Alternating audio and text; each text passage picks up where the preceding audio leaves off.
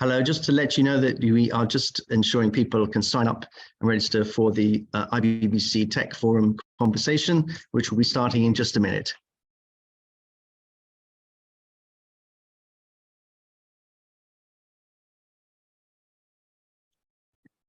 It will start. Hello, everybody. I'm Goodall from the Iraq-Britain Business Council, and welcome to our Tech Forum conversation. We're live from the Mansion House, where we've had a little bit of Wi-Fi problems, but I hope this won't get in the way of anything. We have a terrific panel today, who I'll introduce as we go along. We're going to be looking at the issue, what each company is doing in Iraq and any insights they have. And at the same time, we're going to be possibly looking at payments in a little more detail. And at the end of it, generative AI.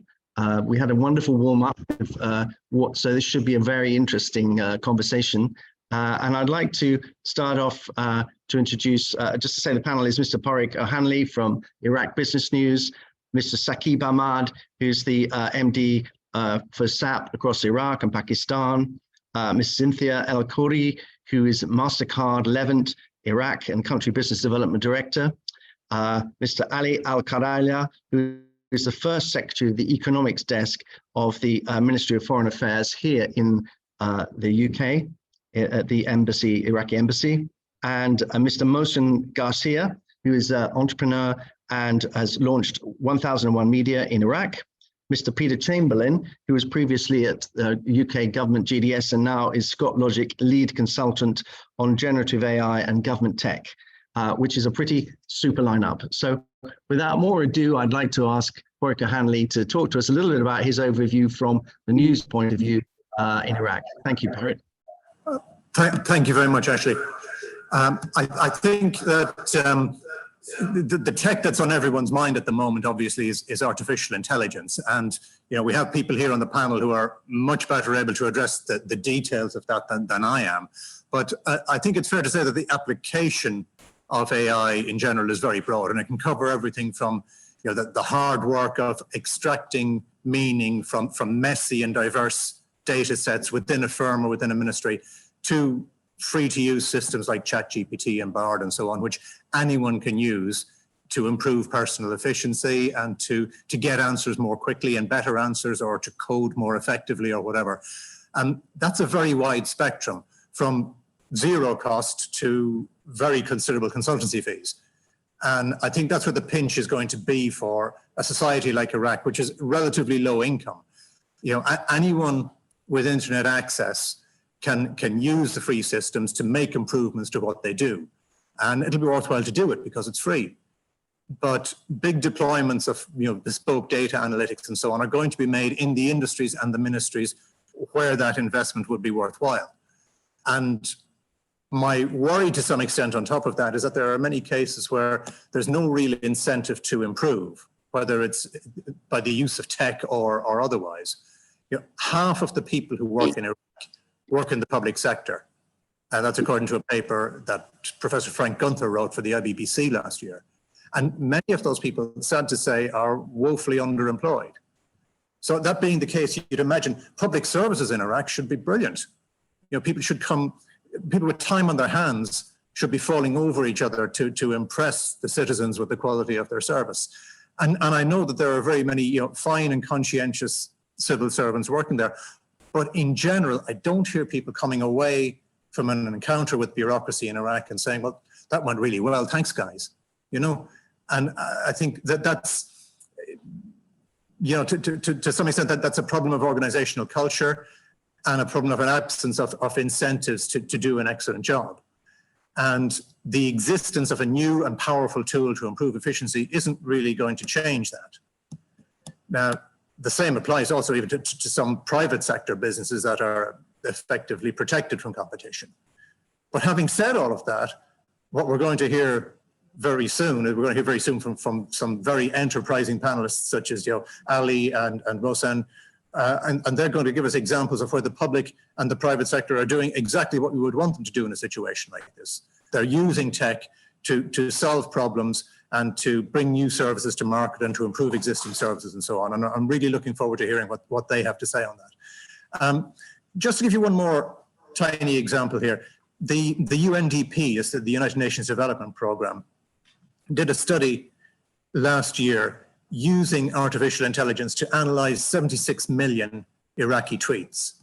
And they did that to get a feel for how different sections of society in Iraq are seeing things and what's on their mind and so on. And at the time that was published last summer, that was the single biggest implementation of AI that the United Nations had done. So, clearly, things are happening already, and there's huge potential for AI to benefit Iraqi society and society in general, if the motivation is there to do so, and if the incentives are in place to use it and to use it cleverly and properly. Thank you. Thank you very much, Padraig. I think culture and technology is going to be a bit of a theme here. With that, could I go to Mr. Saquib Ahmed, who's the MD SAP in Iraq and Pakistan. So Saquib, over to you to hear what you have to say in terms of software. Thank you very much. And thank you very much for making me part of this panel as well. I think you touched the topic, and the line that you gave before my intro was about the impact of culture and technology that we talk about in the world of country of Iraq as well. Let me say in a very blunt words that in whole this digital transformation journey that we talk about Iraq, software or technology is the most easiest part. And I can tell you, all these big companies, they have the right softwares. They are working all across the world, and they will work in the Iraq market as well. And they will also going to digitally transform overall the ecosystem as well as the companies as well. I think the bigger and more foremost challenge is about the change management. It's about how we can get the people in Iraq enabled to the time that they are ready to accept the change that technology is going to bring.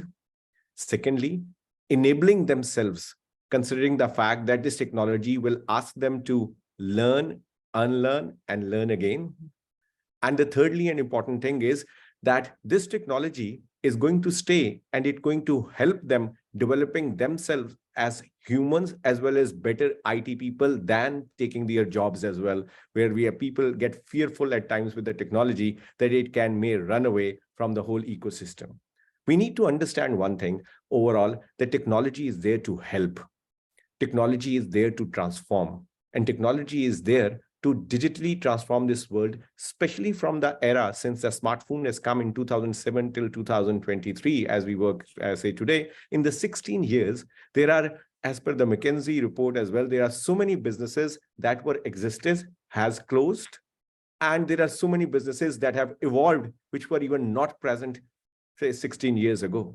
That's the world that we are in. And as we will move forward on this one, if we are not going to keep us updated about the technology, I can tell you we will be hit by a storm, which is totally we are not ready about. Because today, the famous examples of the Nokia mobile sets and the Kodak movie cameras that we give, that they didn't adopt the technology, and they were taken away from the market share that they carried. And there were no Ubers and Kareems and Airbnb of the world that existed 16 years ago, which are now reading the world. So when we talk about in the Iraq context, it's about the change management. It's about the people understanding the value of the software that it can bring to their countries and to them as well, and for their organizations. I think that's the biggest change. I believe people need to understand software companies and the overall IT companies, they are going to help and support, but they can provide the right set of data at the right time for the decision makers to make the right decisions. But the people who have to make the decisions, they need to be enabled enough to take the best use of the reports that we provide them. Thank you very much, Saquib. Could I just ask you if you're at liberty to tell a little bit about the sectors and the kind of work you're currently doing in Iraq, if you're able to do that? Yeah, in terms of SAP, we are very much focused on the oil and gas sector and the public sector. And when we talk about public sector, overall, if you know that SAP is working on the overall United Nations, 62% countries who are part of the United Nations, they run their government work on SAP as their main vendor. And this is the kind of experience that we bring in the public sector. So we have been working in the public sector of Iraq and working with all different ministries. We are part of their digital transformation journeys. We are part of their processes of procurement. And when we talk about this one, it's not only about the intelligent enterprise that we provide to expand as a one place of data We are also providing the solutions with reference to human resource management with success factor. We are providing solutions with procurement, especially with the Ariba. We are talking about customer experience management. And one very important thing, we are saying to our customers, don't customize. Get the best use of the best practices that we have learned all across the world and use that best practices in the industries so that you don't have to evolve everything from what you are doing. So we have been working in a very strong way in the oil and gas sector. Iraq main economy comes from that angle as well. And we are providing the solution in the oil and gas sector, not only from the database, overall for the warehousing, we are talking about the intelligent enterprise, we are talking about complete end-to-end solutions that is required from human resource management to success factors and all these things that are important over there. So SAP is doing a very major role into the country uplifting in the oil and gas sector and public sector at this point of time. Thank you very much indeed, Saquib. And now we're shifting over to Mastercard and Ms. Cynthia Khoury. Maybe you could tell us a little bit about what you've been doing in Iraq and also the challenges you have or the benefits and the whole success of what you had in terms of payments. Well, thank you again for hosting me today and giving me the opportunity as well to share with you what we've been doing so far and what we're planning to do, right? So as you know, and I believe everyone is familiar with Iraq, it's with almost 43 million in terms of population. It's highly cash driven, right? However, the potential to drive financial inclusion and to digitize the economy is really big. The opportunity is really big, and this is mainly driven by the young population, which is like a median age of almost 21 years old, tech savvy, and you've got high smartphone penetration, as well as like around less than 90% hold bank account. So for us, in such a market condition, so we do believe financial inclusion is a critical factor. However, like the digital financial inclusion is too large as a task for any one sector to take it, one sector of the economy to undertake it at its own. So therefore, we as Mastercard, we understand the importance of and the necessity to have partnership with government, right, to foster collaboration between financial and the private sector technology companies, and third, having trust,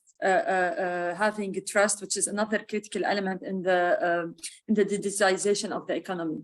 So Mastercard, as a trusted technology partner that helps usually in digitizing the economy and transform organizational value chain, through its by building the ecosystem through its safe, cyber secure and convenient payment technology. So in Iraq specifically, Mastercard is well positioned working with key stakeholders, either government such as Central Bank of Iraq or Prime Minister office, financial institutions, mobile wallet operators to drive this digitization, the growth and the financial inclusion.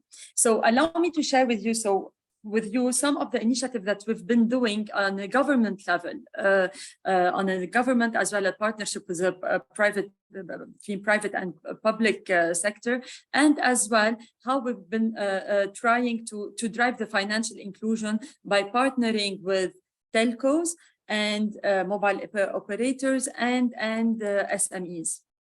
Right. So to start with, back in 2021, we have signed an agreement with the Central Bank of Iraq, which is tending actually to boost the socio-economic development and to boost the financial inclusion, to mitigate the risk of having a shadow economy, and accelerate the vision of the country towards a cashless society. So this agreement consisted of digitizing part of the economy, which is mainly related to education.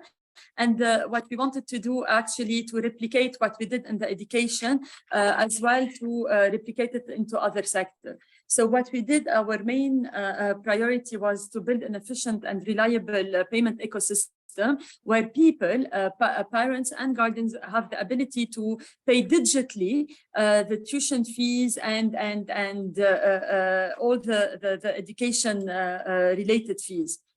So this is an initiative which actually had a ripple effect in the market, because actually it gave people who usually don't, as I mentioned earlier, 19% of the population holds only bank account. So it gave them a tool actually a new tool to operate online.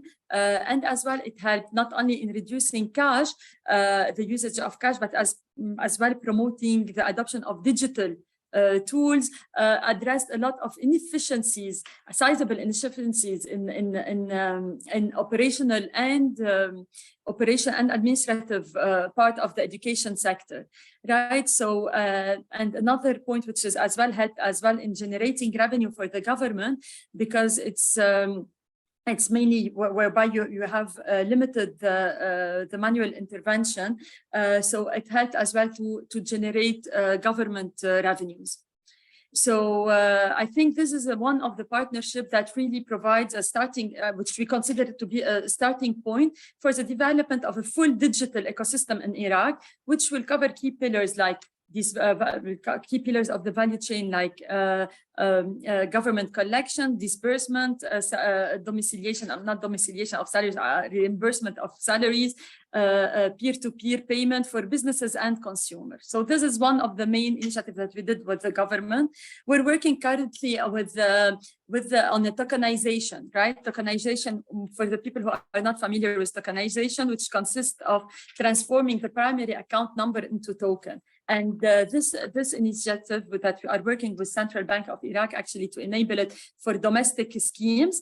Actually, it will help as well in helping in fraud, but as well in providing some added value services to the payment ecosystem. So, so this is something that we are doing when it comes to tokenization. Another point that we are working close, because besides like driving the payment ecosystem in the market, actually, which is contactless payment, whereby we're working on an effort in national-wide actually to expand and scale acceptance of contactless payment, but as well we're addressing cash pools, right? Cash pools, which are like groceries, retail, transit, actually by rolling out a lot of payment, how do you say it, acceptance payment solutions like tap on phone and some other low-cost tools that will help as well in scaling acceptance, which is one of the main challenges in the market, right? Transit, actually, we did, and I'm not sure like if you're familiar, but in Amman, we leverage our payment mobile network actually to tackle transit. Transit, it's one of the areas which is heavily cashed, and mainly we enabled we powered together with the Network International and Greater Amman Municipality to roll out the first transit ecosystem in the capital, right? This new solution is powered by Mastercard Payment Gateway, and which enable seamless payment across all municipality operated public transportation units, right? So this is on the government level. I run out of time, so yeah. I can't hear you, Ashley. You're trying to... Thank you, Cynthia. Very interesting. Can I ask you one question? Just on the educational payments, what sort of penetration do you have for that? Did everybody welcome that? Was it used universally, or was there sort of 20% uptake? Can you tell us how well that worked? Well, actually, it is working. Definitely at the beginning, it wasn't easy because we're dealing with people who are mainly used to pay cash, taking the money and going to paying the tuition fees. And as well, you've got the people who are as well studying abroad as well. It's another challenge. However, it was well welcomed because when it's all about the experience and whenever you are introducing something, customer experience, and explaining the whole process, how to do it, it was well received by the institution as well by the clients. However, still, it's an ongoing job, right? So when it comes to education, and not education, digital in general, it's ongoing. So you need to keep the momentum, you need to keep doing those campaigns just to stimulate and push people to adopt those tools. Okay, thank you. It's just interesting because... No, I can't. No, you're on mute again. There are people approaching digitization from different angles, whether SAP are doing it, whether you're moving in certain sectors. I'd now like to go to Mr. Ali Al-Khairalla, who is the first secretary at the economics desk in the embassy in London. And Ali's been making great root waves in foreign relations and also in terms of citizenship. So Ali, can I hand over to you now for your view of things? Yeah, firstly, I'd like to thank the IBBC and Ashley for inviting us for this interesting tech forum. I'll introduce myself. My name is Ali. I work at the embassy here in London, the Iraqi embassy here in London. And also I had a couple of committees in the digitization of the e-consular services for the Ministry of Foreign Affairs in Iraq and all our missions abroad. We took a different approach in terms of the ministry, in terms of digitizing our services. And we were asked from the beginning to create a system to take care of the validity of issuance of documents, which we call in Arabic, Sahat Sudur, basically, to resolve the sometimes corruption that was happening and the delay of documents getting authorized on the validity of the documents itself in terms of letters being sent to the ministry and then the ministry to the embassy and back forth, which took sometimes months or long time. So we looked at different solutions, and then we came to the solution that a lot of our documents were not issued in a central manner. So we came up, and probably we were one of the first ministries that came up with creating an ecosystem for the Ministry of Foreign Affairs in Iraq that we called ICAS. So basically Iraqi Consular Affairs Support Systems. And this system constituted of different elements. So one of them was a barnamij or a software that was called Tadqiq, which checked for red flags for any citizens or any person who tries to push a document through the embassy. So they'll get a stop, if let's say there's any issues with him with the Iraqi or the company is blacklisted. Then there comes another system, which is Muwatin, which means citizen. And basically this system is a cloud-based system that is hosted on our servers with Amazon. And basically almost 650 of our users abroad in all our missions enter the system to issue documents for our citizens abroad. So documents such as proof of life, certificates, power of attorneys, documents, and right now we're working on the attestation of documents and also visas. Then after that, we have another system which is called Tawthiq, and they all work hand in hand. That is on our private network, that all the documents that are issued and signed by the consuls in our embassies gets archived in the system.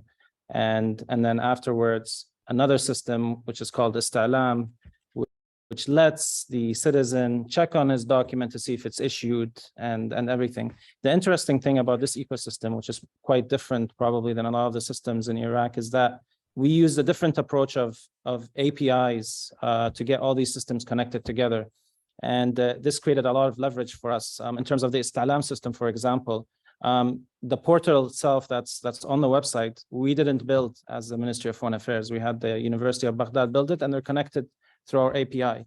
So this gives opportunities for our systems. Let's say, for example, down the road to incorporate, like Cynthia said, we wanted to put Mastercard connected with a system. We don't need to do anything from our end. It's just adding the proper portals or their portals and then sending the API request, getting the API request that the payment's authorized, and then just issuing the document from there without needing a lot of extra work to reestablish or rebuild the system.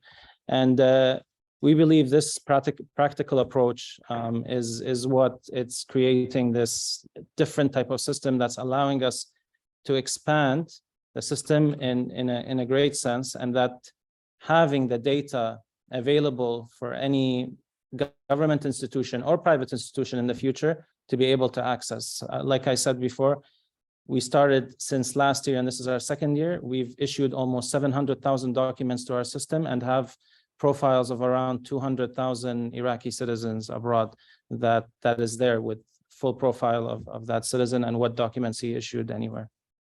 I thank you very much, but also you have got another project coming up, haven't you? Because this has been seen to be successful in Iraq, and therefore, if you're possible to say what you'll be doing next? Yeah, we're looking at different approaches right now. We're working with the Ministry of Interior to try to use the same concept of API to try to connect with their databases. So basically, you know, when we have an Iraqi citizen that needs to process a document, he does not need to bring his physical ID. I just need maybe the number of his ID to come there. And then when I enter that number, basically I will get a live picture, maybe his fingerprint, or if he has the card, I can read the biodata on the card itself. And then I don't need to authorize, because this is a big issue and a big hurdle with a lot of Iraqi citizens, the documents itself, where he has to present 3 or 4 or 5 documents just to prove his citizenship in front of a consul. Yeah. Thank you very much indeed. I'm actually going to hop Mohsen for a moment and just have a quick comment from Peter Chamberlin here, because you worked at the UK government GDS. Would you like to comment briefly on getting digital access to government, as obviously Ali's on that trajectory at the moment? Key points you might want to just mention and before we go on to Mohsen. Yeah, I'll just unmute myself. Yeah, it's. I was talking to Mohsen and Ali briefly before we started. I think I used the phrase, everything's different, but everything's the same sometimes with these systems. And there's so much that's familiar about the journey that I've been part of going on with the UK government over the last 10 years, with some of those foundational kind of data infrastructure and API first kind of approaches, and the technologies you need to get into place in order to do that. I think are absolutely critical and foundational. And if we talk about AI a little bit later, I think it's the same applies there. That data infrastructure really is the lifeblood of getting value from investment in digital systems and services. I think where things look quite different for Iraq is around some of the structure of what those documents are, the nature of those documents, the ability to have much more direct knowledge of the user through their identity card and the way you hold data on them, which is actually a huge opportunity to accelerate the implementation of some of the infrastructure that we've been trying to implement for 10 years here.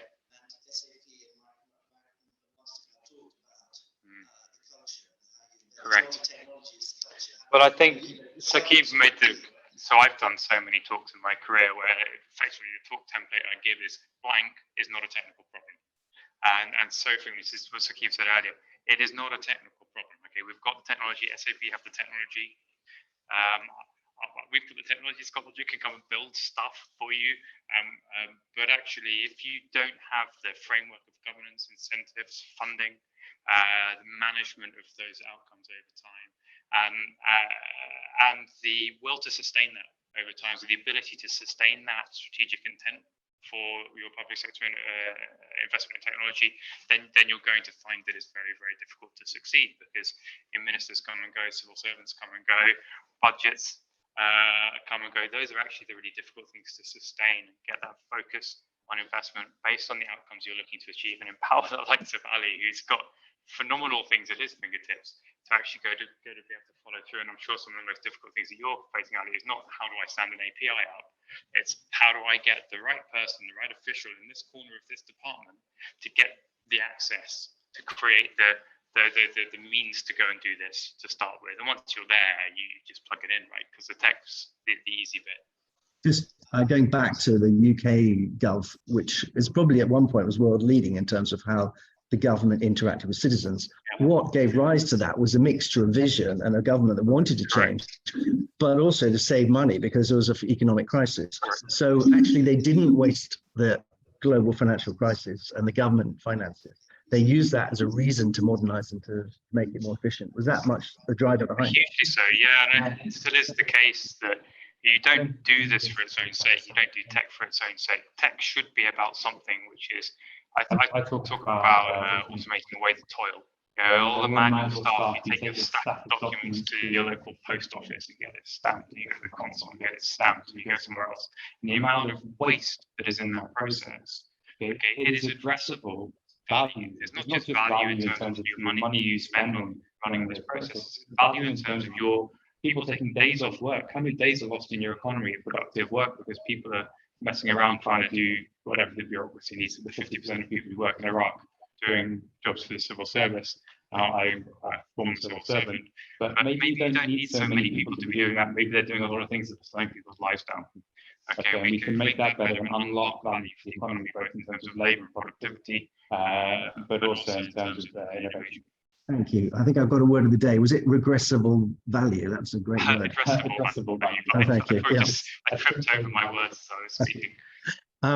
Now I'd like to introduce someone who's much more private sector here, which is Mohsen Garcia from 1001, who's doing something very consumer facing and very innovative for Iraq. So Mohsen, let's hear from you, please. Thank you, Ashley. So my name is Mohsen. I'm the co-founder of 1001.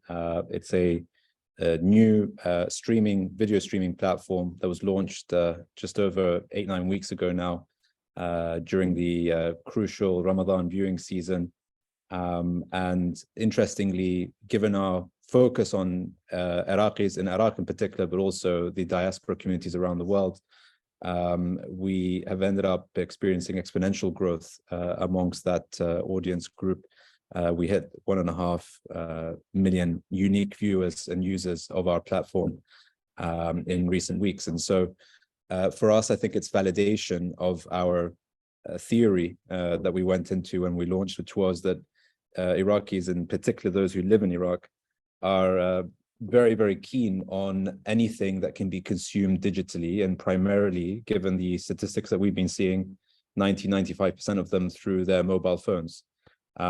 This is, of course, a phenomenon that's not unique to Iraq, but I think Iraq has become a particularly strong exemplification of it, even more so than perhaps some of the more famous examples that those in the West or around the world might be familiar with when it comes to the Middle East, including Saudi as a very attractive, young, dynamic, connected market.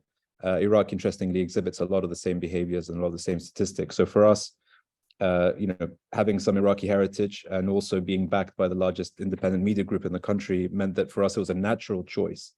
And the timing of that choice in launching the platform just under 2 months ago was ultimately driven by what we were seeing in the wider economic and macro environment. Now, I think one thing that we're very conscious of is, as a digital first platform, we bring content, we produce it, we license it, we ultimately spend money on it. We, in the long run, need to find ways to monetize it. And so, the digital ecosystem in Iraq is crucial to our long-term ability to not only survive, but hopefully thrive. And we are a fundamental part of it. And so, I think similarly, in some respects, we are also contributors and positive contributors to the growth and the ultimate, I think, cementing of, different ways of being able to do things ultimately digitally in the country. So I think one prominent example that we've been discussing in the lead up to this event is, sooner or later, we will be looking for other ways in which to be able to monetize our content beyond just advertising, which is, of course, the traditional preserve of satellite TV. But more importantly, there's I think a really, important combination of digital payments as well as data, which means that we can not only monetize our audience better, but seek to understand it better and seek to serve it better. And thereby being able to identify and retrieve information that until now I think has been a black hole as far as the Iraqi consumer market and the Iraqi audience is concerned. So, we see ourselves as part of this growing ecosystem. We need it to grow with us. And considering, the supply and demand ends of the funnel, if we do well, then people will demand more content through platforms like ours. Similarly, if the digital payments ecosystem continues to grow and continues to solve problems for people, to encourage them to convert to bank accounts or mobile wallets or other means, then of course that creates a direct route through which we can start to better monetize our services. And so you get a virtuous cycle that we think we're at the beginning of, but has not yet exploded in Iraq, that in turn can facilitate many more digital businesses to serve Iraqis in a better way and ultimately reflect some of the global best practices that we've seen evolved elsewhere. So I think for us, the ambition in the mid to long term is to ride what we hope is a positive wave of change. We've obviously seen a lot of Iraqis now actually enter the banking sphere, take on accounts, or for that matter, at the very least, start more actively using things like mobile wallets that have been available to them for a while. The telcos are, of course, an important part of that, and as are the financial services companies and the credit cards and others. And the fintechs, of course, which are just about starting up in the country. So we're very, very keen to see that that group of opportunities and that ecosystem continue to advance. We hope to benefit from it, but similarly, we hope to drive behavioral changes in how people consume things. In our example, the reason we pulled in $1.5 million in such a short space of time is because, of course, we built it on the back of the existing media group's audience, but more importantly, we were serving them in a way that they were not used to being served before, which means that, finally they could consume that content, not only on demand, but in a way or through a platform that in many instances they may well prefer, which in our case, the majority of which is, of course, mobile phones. By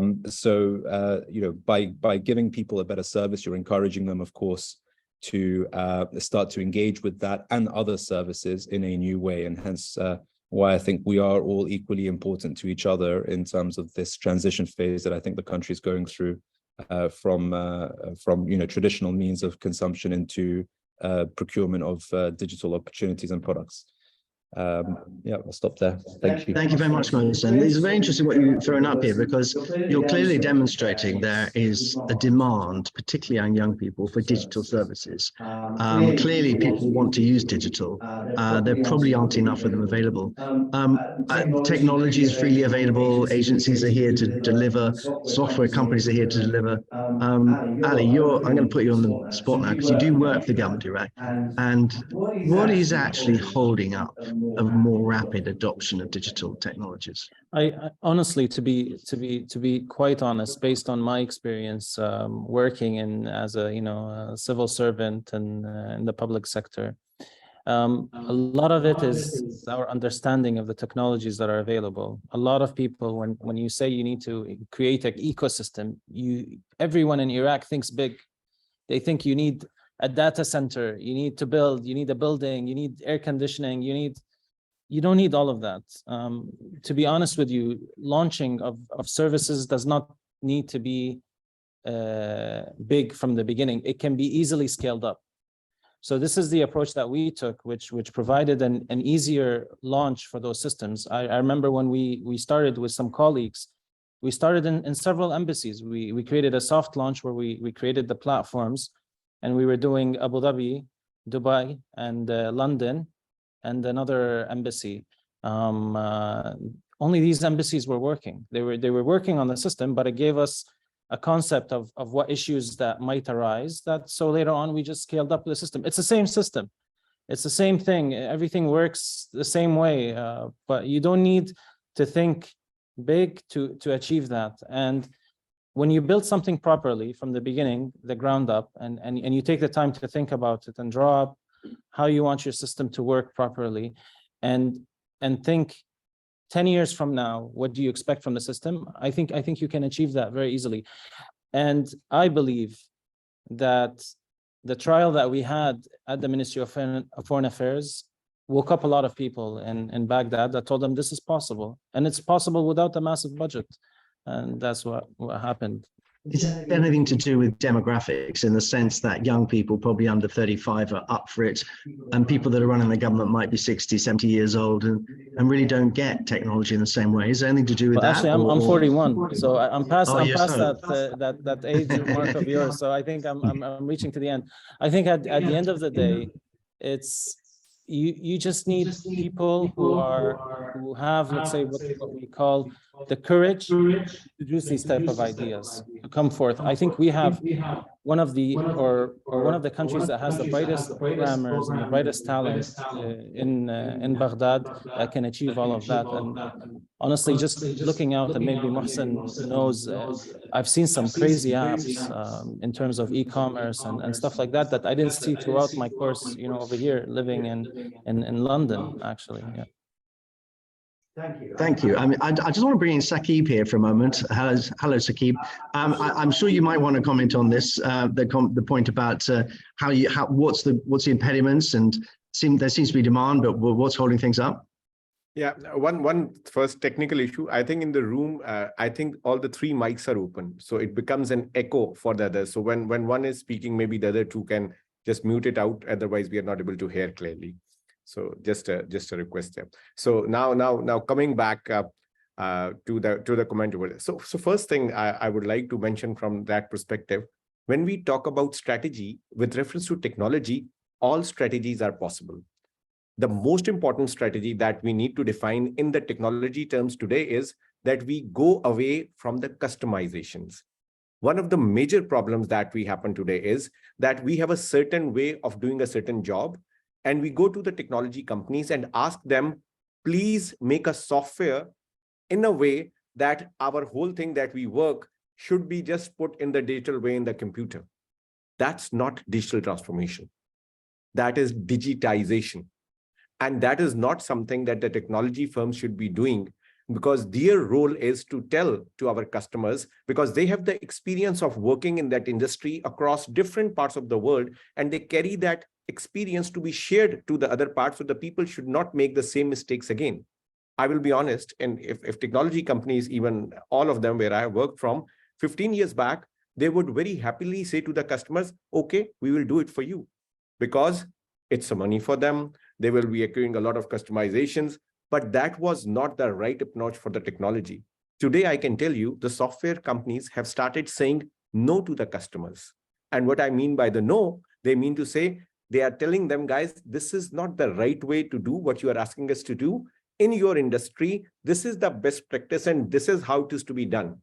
That's exactly what SAP is doing today. That is exactly like other technology firms are doing today. And that is to be understood that we need to take advantage of the best practices. Now, the second thing that Ali mentioned, and it was very inspiring to see the kind of projects that he has done, especially in that respect. I think the other important thing is it's all about strategy, how you want to do it. Going slow and small, getting it tested, then multiplying it across different parts of the world. This is one strategy. There is a big bang strategy as well, depending on the time. There is a strategy that we say that we need to see the small benefit first, and then we go to the full length strategy of deploying. And in all this, I will link it to my first point where I was saying it all depends. Are the people ready to adopt? The major other issue that the technology firms are facing, that the companies, they do the digital transformation and the systems are ready, but the people are not adopting them. So they are just lying in there, but the people are using it in the same way or working in the old way that they were doing. And that is something we need to enable people and highlight to people that it needs to be adopted out. One last comment on this one.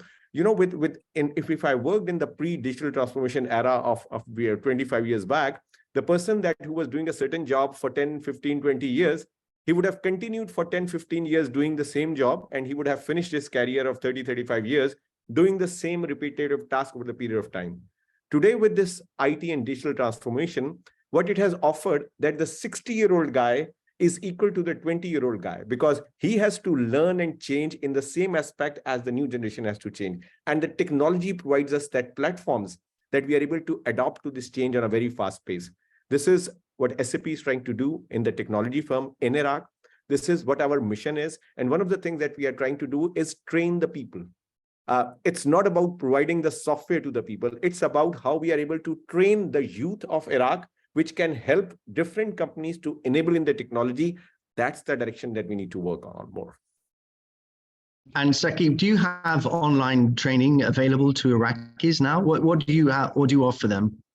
That's something that I give a lot of credit to a company like SAP. They are bringing in a free of charge software of SAP training, especially for the Iraqi youth of the university. This is something that we are going to offer now in Iraq, so the people can get and take benefit of this software, get the people trained free of charge, and get ready into the market. And to be honest, it's not about that it's only for the SAP products. If they are able to do this training on the ERP, they can be utilized on any of the technology forums that we are talking about. But as SAP, we are taking this initiative for the youth of Iraq and providing this software free of charge.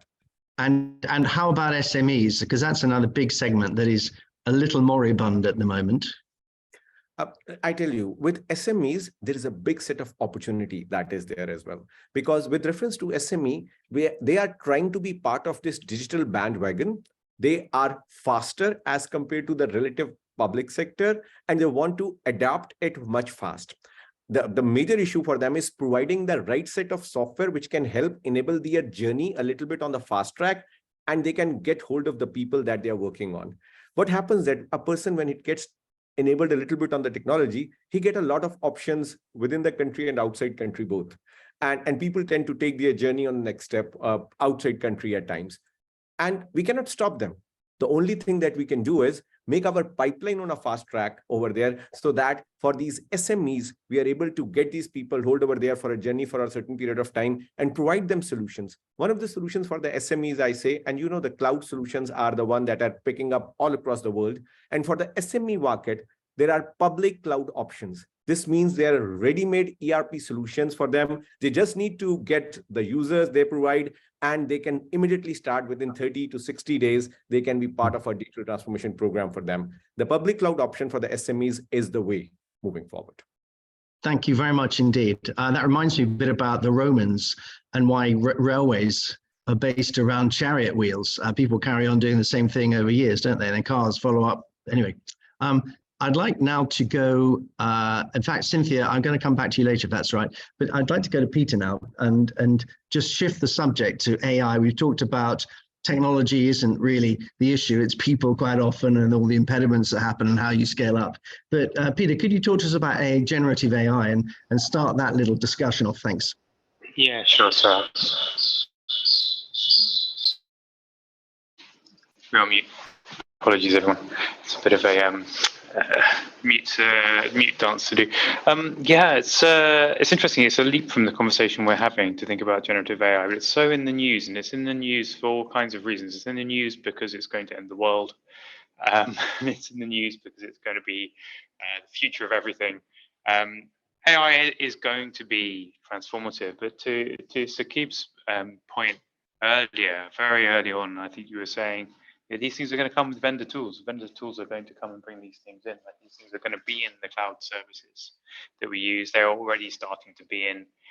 If you're a developer, if you're using GitHub, you can use GitHub Copilot to write some of your code for you as you go. And we're in ScotLogic, we're licensing that for all of our developers. So all of our devs will be able to use Copilot to help them to write their Java or whatever they're doing. So these things are already coming. Those are generative AI tools. Likewise, you'll see it in Google Docs and Microsoft Word and all these systems. I'm sure we're familiar with that.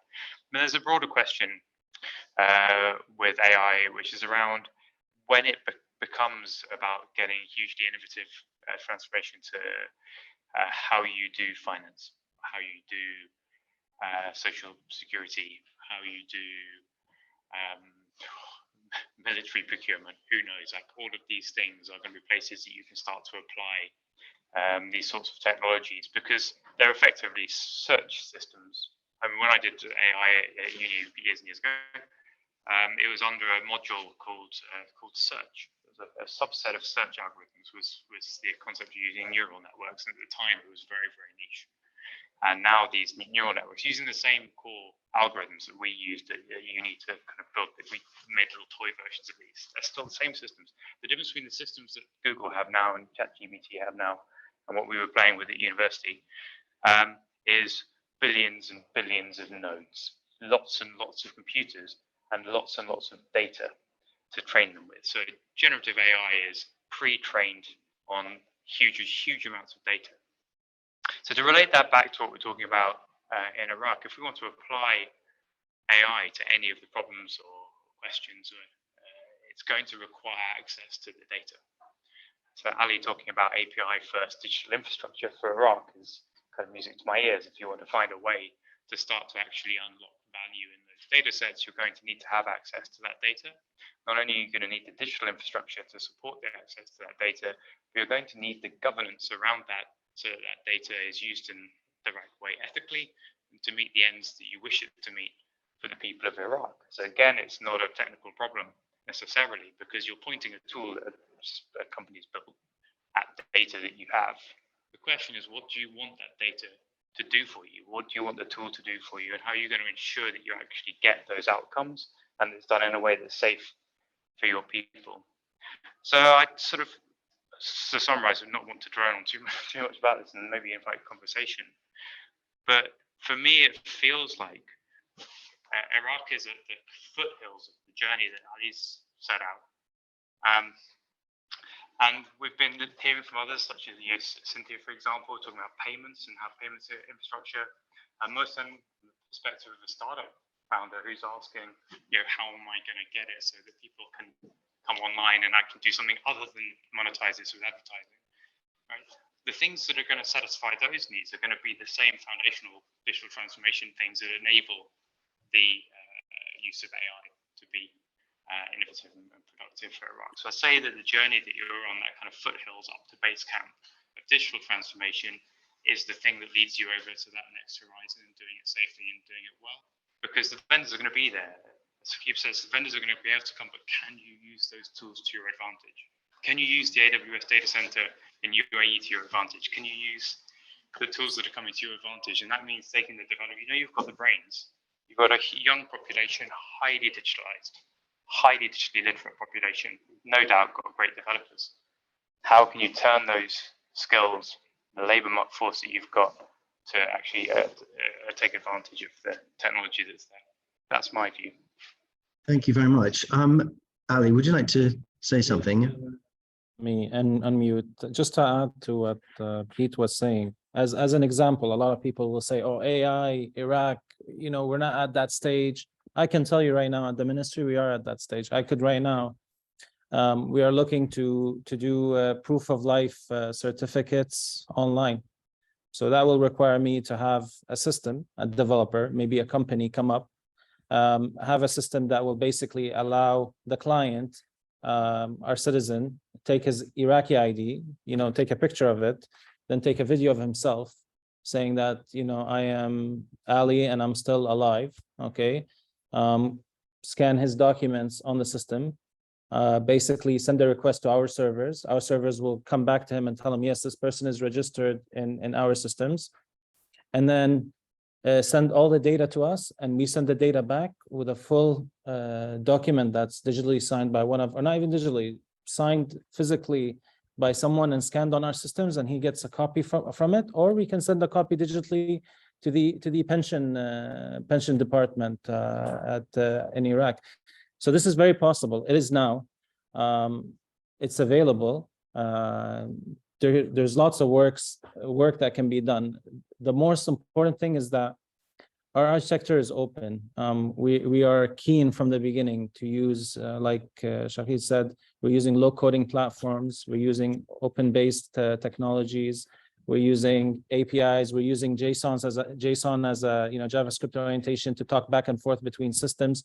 So this is all available today, and this makes our work much easier. So that when I need to talk to Pete and Pete needs to be doing something for me, I don't need to come and explain to him my system. It's just I explain to him how our API works, and he does the rest, and that's it basically. So is there a chance you could leapfrog in certain areas where old legacy systems, even countries where the UK doesn't even have an identity card yet? So, I mean, are there things you can do, you can see that will put you at the forefront? I mean, not everything, but some things.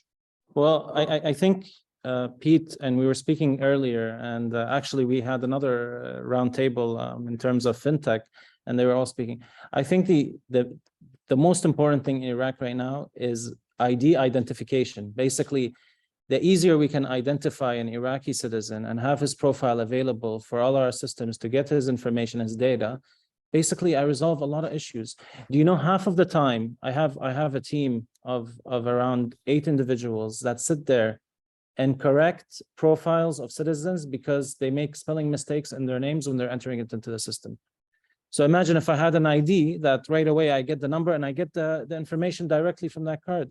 It reduces my support that I have to provide for all my embassies just to correct the errors that the user does. And this is what we try to do from the beginning. But if we can get this, let's say, one ID system to work, and if there is an initiative, and I think there is from the Iraqi government, to establish that, and especially from the Ministry of Interior, and I think they've shown a lot of interest. That will create, a leap, like you said, Ashley, in terms of e-services in that sense. Thank you very much. Cynthia, would you like to comment on AI and how maybe Mastercard is using it or intending to use it? Yeah, sure. Actually, for us, AI, it's a base for many solutions, right? Which is allowing for like if we can take machine learning, the solution that is allowing for real-time decision to be made and distributed, and which is actually something helping when it comes to cybersecurity, right? And preventing from fraud. You've got AI for risk profiling and underwriting, right? I know, and most probably Ali is aware, but I know like Iraq is looking to do this credit bureau, national credit bureau, and to develop, I believe it was available in Kurdistan and actually looking to do it in Baghdad. So you've got the AI for risk profiling and underwriting, which actually allowed for shortcoming in data to still allow for scores and predictive models to be built, right? This is one of the few things that whereby we used AI. So yeah, actually, this is mainly what if I get to think about it. This is mainly where it's like as well when it comes for marketing and marketing and doing those campaigns, actually tackling going after the customer behavior is as well.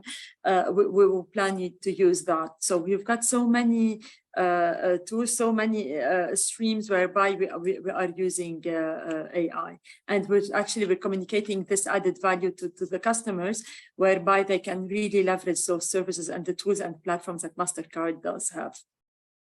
Thank you very much. And Saquib, a comment on AI from you, please. Yeah, you know, the technology firms cannot work without the AI today. Let's be very fair. I think the way technology is running so fast, it's generative AI, it's predictive AI, it's you start naming it over there. It's you know, what the world is going towards is, I always say, what the CEOs need. They need the right data at the right time to make the right decision. Now, majority of time, our decisions are repetitive of the scenarios that we are in. And now what we are doing with reference to the AI, we are learning that repetitive models and the behaviors, and which are further predicting our behaviors and decision-making results, and we are becoming quite predictable. Generally speaking, when we use the AI tools, it gets all the data and they predict to an accuracy. And with when I started my career, this accuracy was around 50%. Today, that accuracy is going into the 90%. That's how the world is going to predict the business behaviors and individual behaviors moving forward as well.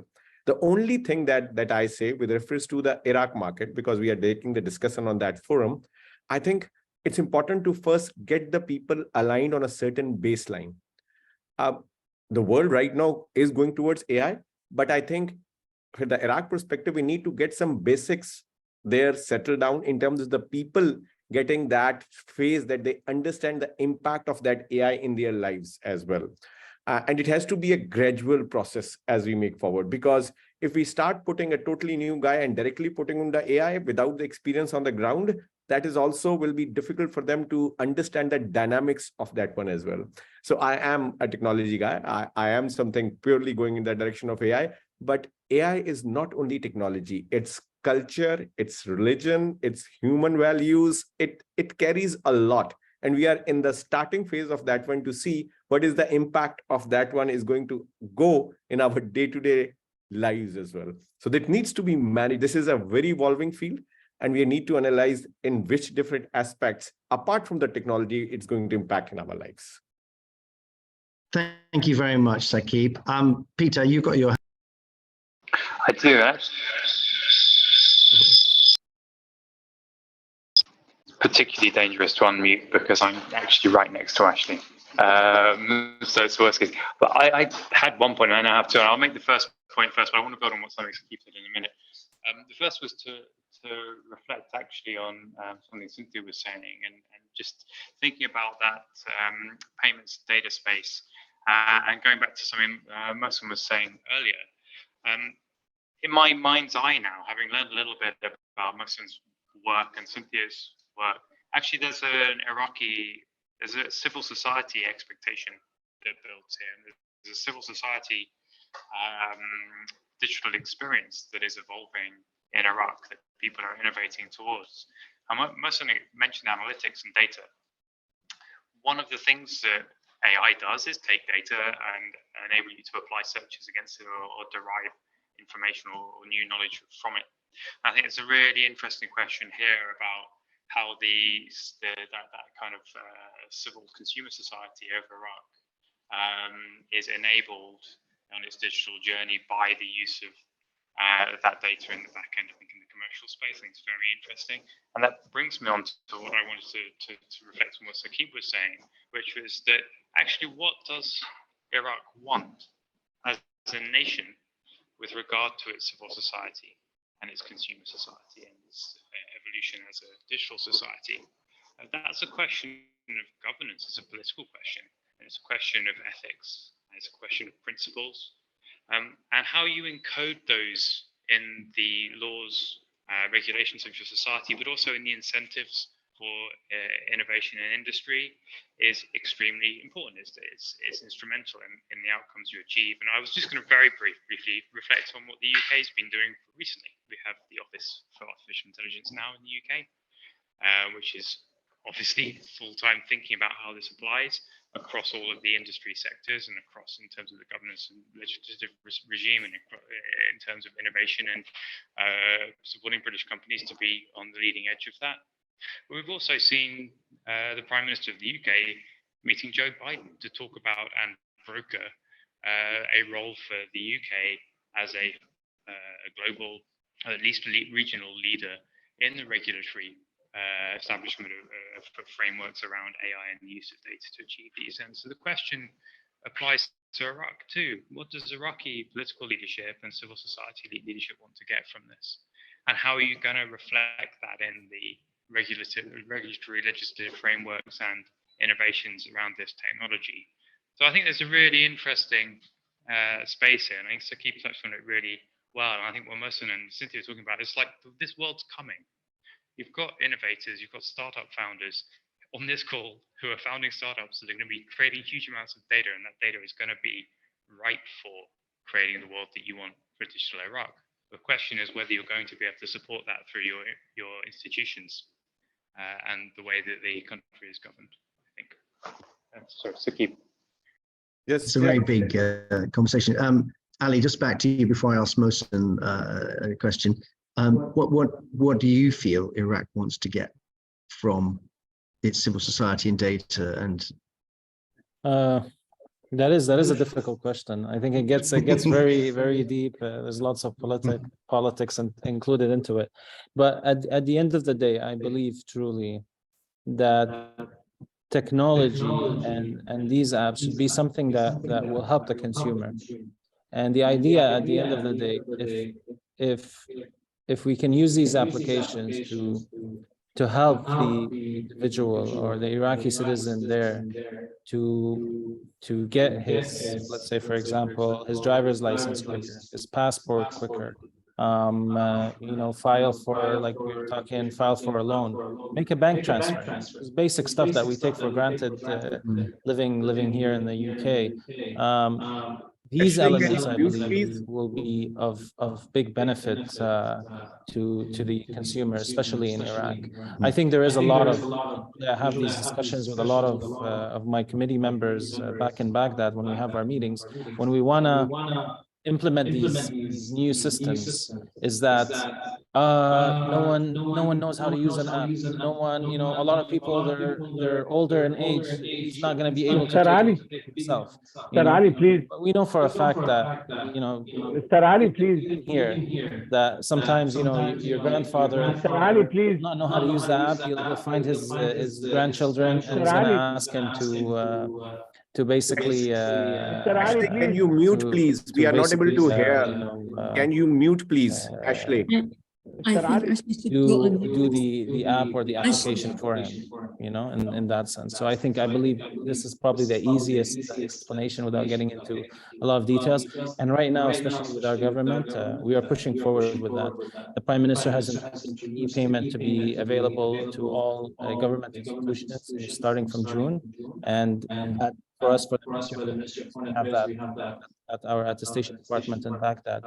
And then all the other places can now literally go to Iraq and also go to a gas station and pay by a credit card. You can go to many stores and pay by credit card.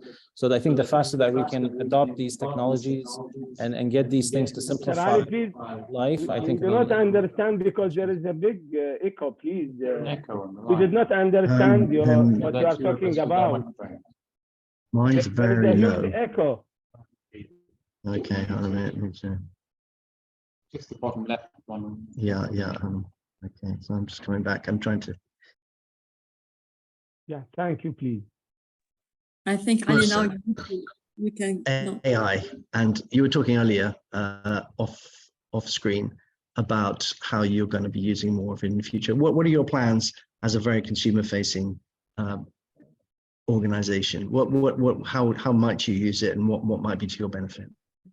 So I think we'll as a consumer-facing business, we're all trying to figure out what the potential value could be and how we could use it in an effective. It's Cynthia that has her microphone on. That's why it's probably in an effective Cynthia, can you put way.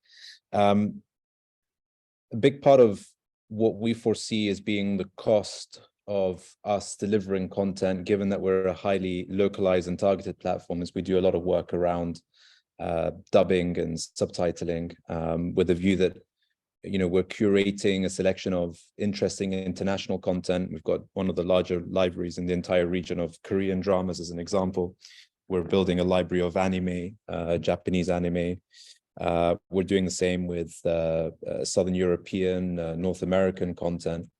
All of this, if we're true to what we really stand for, which is, bringing the best of Iraqi content as well as the best of the rest of the world to Iraq, then the international piece needs to be localized. And dubbing, in some cases, actually looking to dub into the Iraqi dialect, which is another relatively unique feature that we're pushing, is an important part of that. But that comes at big cost. And it also comes at a big time expense and effort expense ultimately. And in many cases, more than the actual cost of licensing the content to begin with. What we're finding is that there are an increased number of companies and also, I guess, industry interest, especially in kind of media and content creation industry, around using AI to bring those costs down and to move things along more quickly. And that, of course, comes at a huge benefit to us because we then are able to deliver more and better targeted content to our users. But it's still in its infancy. We've actually done tests with studios in the region around dubbing animation into the Iraqi Arabic dialect, and their classical Arabic dubbing using AI is okay. Their Iraqi Arabic dialect using AI is very laughable. And that's obviously because, again, it's in its infancy and we are operating in a niche within that infancy. Yes, it's a big country, but obviously it's not really been the main focus for the wider industry. What we hope to be able to do in due course as we grow our library and as we become a bigger player is, of course, either through becoming a major center of demand, drive improvements in the AI dubbing industry towards supporting better, not only Arabic in a general sense, but Iraqi Arabic, which is our focus, and potentially even spearhead the growth of that industry inside the country, because obviously that has other network effects that we are both, from a selfish perspective, but also, I guess, from a moral perspective, we would love to be part of that growth. So that's where we are primarily seeing it, notwithstanding, of course, when it comes to personalization and when it comes to improving the user experience, there are a number of AI-driven tools that are now becoming more and more common and that we are looking to integrate into our tech stack. But evidently, we're at the beginning of the journey. The first stage is to essentially bring best international practice to the Iraqi market. Second stage, of course, to potentially become more innovative ahead of the rest of the region. And I do not see why Iraq cannot do that, especially as it serves its own audience and its own citizens better. Thank you very much, Mohsen. So we're at the end game now, and I see Peter's got his hand up. So Peter, I'm going to ask you to make a point, but then also if there's something you'd like to end up with as a thought, leave us with. Yeah. Well, I had a very brief point, and it was reflecting because Mohsen mentioned the Iraqi Arabic dialect not being well supported by AI translation. It reminded me of a time working at the BBC when we were developing a World Service News website. So I was on the core BBC News team. So BBC News website, I built that, very proud. But we had a problem when it came to World Service Burmese site, because Burma weren't in the room in the 1990s when they were developing the different fonts and languages that were going to be supported by web browsers. And there just simply wasn't a way to represent the Burmese language in a web browser, and we had to develop our own font to ship with the website so that users in Burma could see it in Burmese. There's no Burmese script on web browsers at the time. I don't know if there is now. So it reminded me of that, and sort of struck me that with such innovations as AI and the responsibility of government, so perhaps this is the final thought, the responsibility of government to put in place the infrastructure and the incentives to support the innovation, support companies like Mohsen to be able to succeed and do what they do, means making sure that they're at those tables, to make sure that Iraqi Arabic is as represented in the Iraqi nation is as represented as it should be. In the digital conversation, that you're able to leverage the tools that the vendors have, you're able to build the infrastructure out that is so ready to build out with his team in the nation, and not be like Burma in 25 years time, someone has to write their own font because you were never in the room, so to speak. So that would be my final thought, I think. Be at the table. Thank you. Padraig, would you like any thoughts? You've been listening very patiently. And you started off with some very wise thoughts about how it's going to be used and the ethics of it. Any further thoughts as you've been listening? Thank you. Yeah, I mean, it's very encouraging to hear that the developments that have been made and the potential for AI and for tech in general in Iraq. I mean, one thing that occurs to me as well is that to people have referred to the youth in Iraq as being very tech savvy and so on, and they are, and there's some great new businesses and so on being built by young people in Iraq. But it's also, I mean, in general in Iraq, there is a digital skills gap there, which people like 51 Labs and so on have identified. And, you know, that's a problem that to some extent solves itself as well, because anybody who has a decent internet connection and is motivated to learn can really make considerable headway with the tools that are there already. I mean, in terms of, you know, courses that are available online and videos online, and they can use things like ChatGPT alongside that to, you know, ask questions and interrogate what they're hearing and so on. And obviously adding a pinch of salt, because that can make stuff up as well. But, you know, it can streamline the learning process.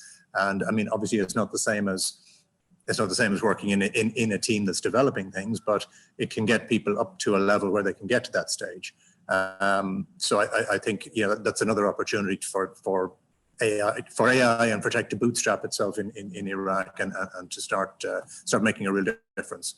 Thank you. On that point, actually, I think it's true that the Iraqi government doesn't still recognize online qualifications. So if you've done them online, they're not valid. So a little bit of a word to the Iraqi government to say online qualifications are valid, and I think it'd be useful to incorporate them. Saquib, would you?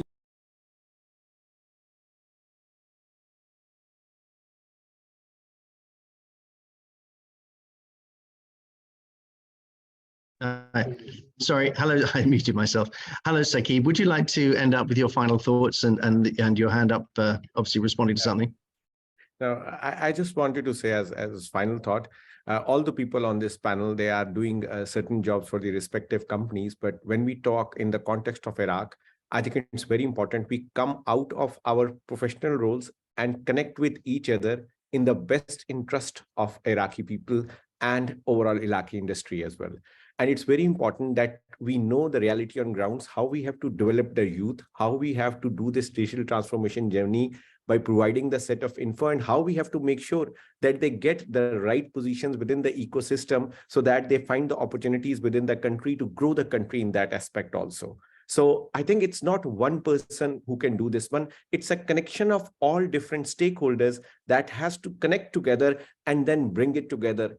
With the technology, we can get it very fast, but it's very important that we come out of our commercial roles and own this opportunity that our positions have given to us. So we need to rebuild along with the people of Iraq, with our companies, but really align with each other. That's a great line. And maybe you could start the connections. Cynthia, hello. Would you like to finish with your thoughts? Thank you.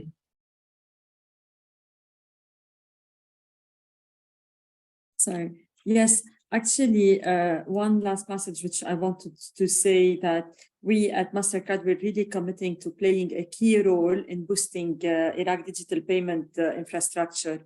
And we want to drive a sustainable and inclusive growth. And definitely, as Saquib, and as I mentioned in the beginning, it's not something that we can do it alone.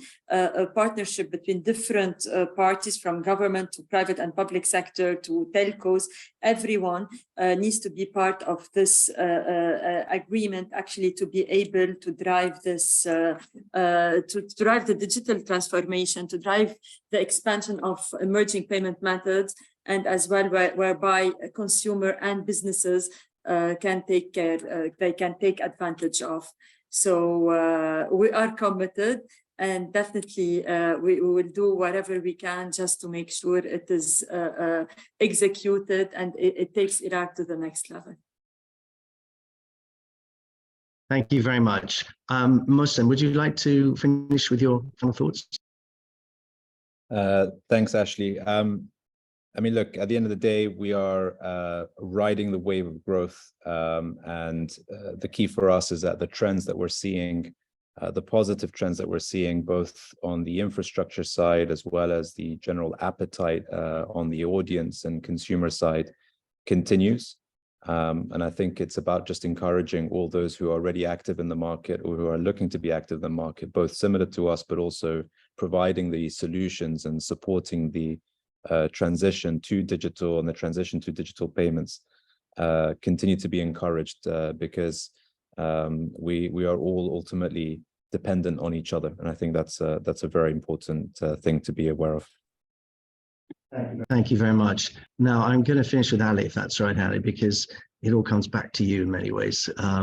You're the actor in the room. You work for the government of Iraq.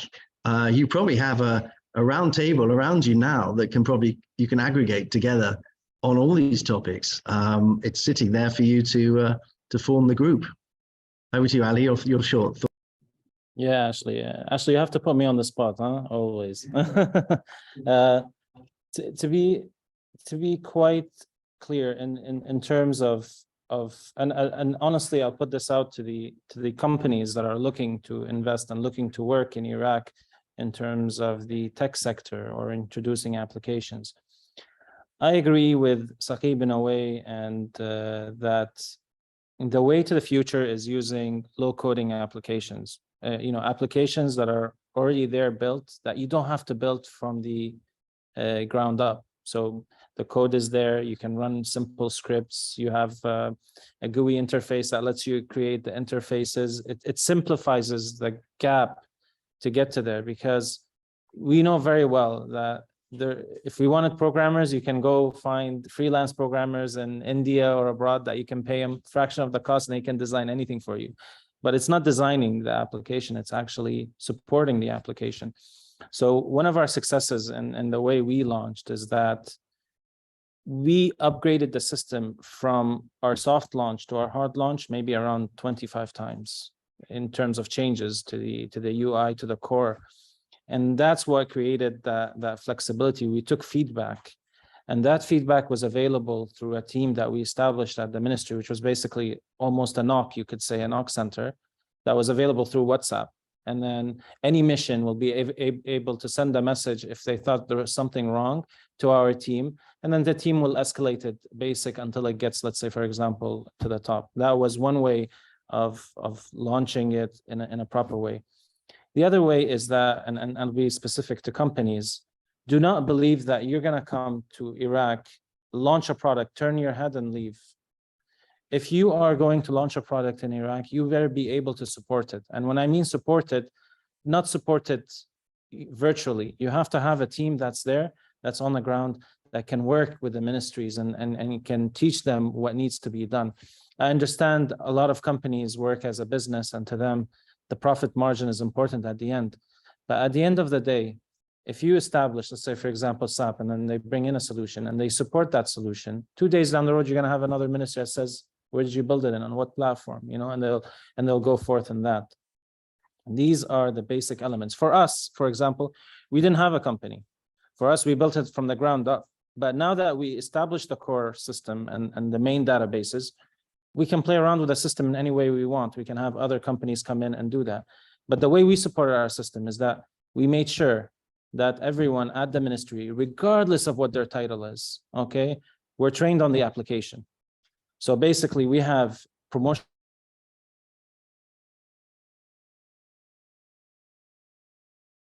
course meant you have to take a course to learn ICAS. Okay, whether you liked it or not, you had to take the course. You had to finish an exam that was multiple choice questions at the end, and you had to do a practical exam of using the system. And that was applied to all. It didn't matter.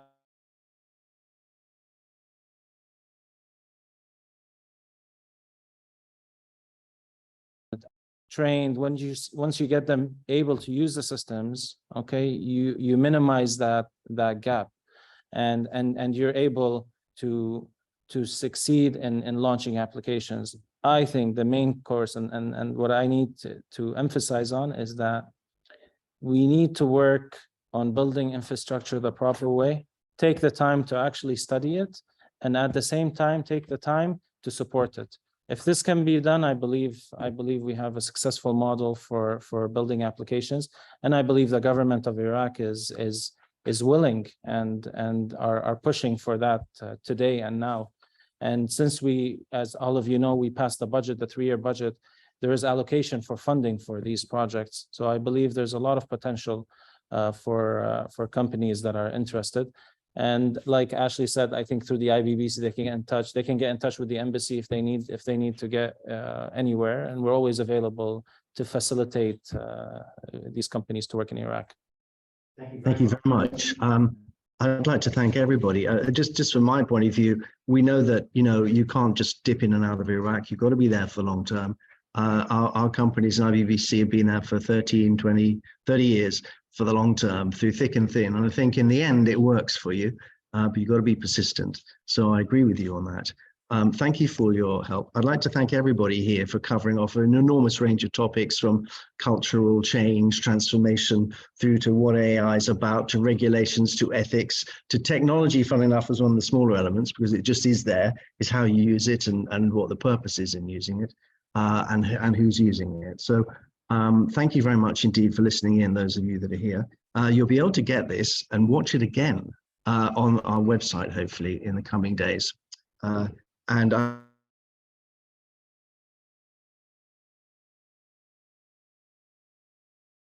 Cynthia, Al-Khoury, Mastercard, Iraq Country Business Manager, Ali Al-Khairalla. Thank you very much, Ali, First Secretary, for taking all the tricky questions. Mohsen Garcia, who's been launching this one.